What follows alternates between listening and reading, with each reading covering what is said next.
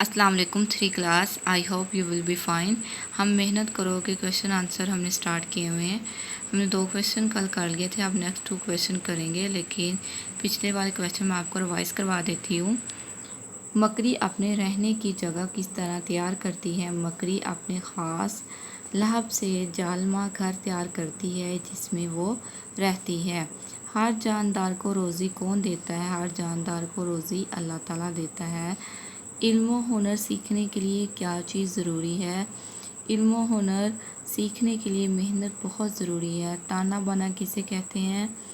ताना बाना से मुराद वो धागे हैं जो कपड़े की बुनाई के लिए लंबाई और चौड़ाई में इस्तेमाल किए जाते हैं, इसे ताना बाना कहते हैं। ठीक है बच्चे, आपने क्वेश्चन नंबर 3 और 4 अच्छे तरीके से याद करना और लिखना है।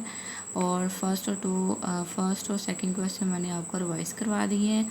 अब मेहनत करो, आपकी कंप्लीट स्टोरी हो चुकी है, आपने इसको अच्छे तरीके से याद करना और लिखना है।